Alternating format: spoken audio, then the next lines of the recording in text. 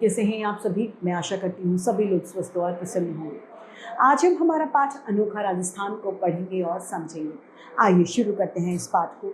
ये है पाठ आज अनोखा राजस्थान।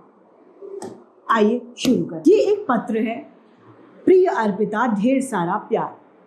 मैं पिछले सप्ताह मम्मी पापा के साथ राजस्थान घूमकर आई हूँ। इस पत्र के द्वारा मैं तुम्हें अपनी राजस्थान यात्रा के बारे में बता रही हूँ। राजस्थान को राजा महाराजाओं के प्रदेश के रूप में जाना जाता है।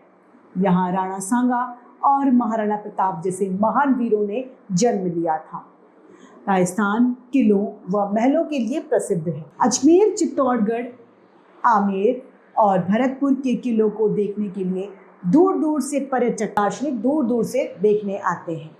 जयपुर का हवा महल हो या उदयपुर का जल महल, सभी राजस्थान की सुंदरता में चार चांद लगा दे। राजस्थान के लोग संगीत प्रेमी होते हैं।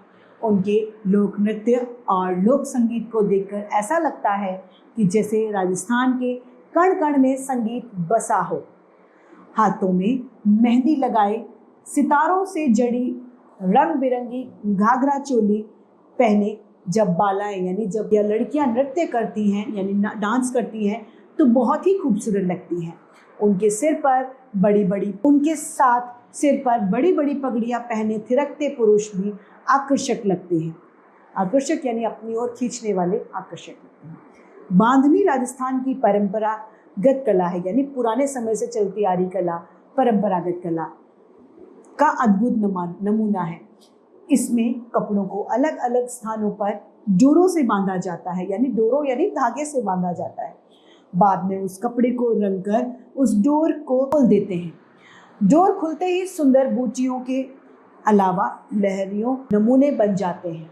राजस्थानी साड़ी और पगड़ियाँ अधिकतर बांधनी या लहरियों वाले कपड़ों से बनी हो। इसके अलावा राजस्थान के लोग कठपुतली बनाने की कला, नक्काशी, कशीदेकारी और लघु चित्रकारी में भी प्रवीण है, यानी होशियार है, कुशल है। रेगिस्तानी प्रदेश के रूप में जाना जाता है। वैसे तो गाय, भैंस और भेड़ सभी यहाँ देखने को मिलते हैं, लेकिन ऊंट यहाँ का मुख्य पशु है। ऊंट यहाँ पर बहुत ज़्यादा पाया जाता है। इसे रेगिस्तान का जहाज भी कहा जाता है, क्योंकि ऊंट कई दिनों तक बिना पानी खाने के रह सकता है।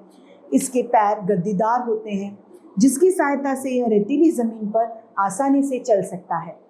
प्राचीन काल में राजस्थान के लोग एक जगह से दूसरी जगह जाने के लिए ऊंट का प्रयोग करते थे, यानी एक जगह से दूसरी जगह किससे जाते थे? ऊंट की सवारी कर। आज भी यहाँ कई शहरों जैसे जोधपुर, बाड़मेर में ऊंट परिवहन यानी ऊंट का जो एक स्थान से दूसरे स्थान जाने वाला परिवहन मुख्य साधन है।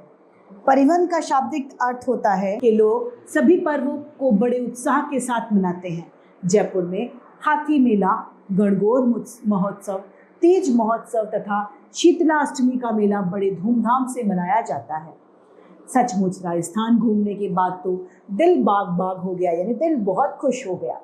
तरह तरह की लोक संस्कृतियों, लोक कलाओं और शिल्प कलाओं को अपनी गोद में समेटे हुए जीवन हो गई है।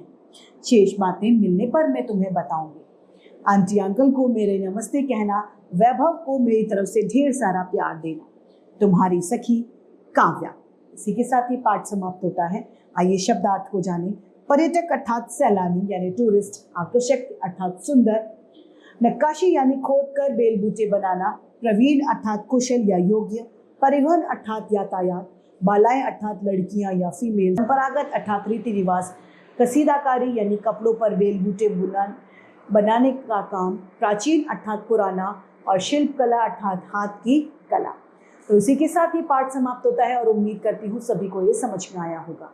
आज के लिए इतना ही, फिर मिलते हैं। धन्यवाद।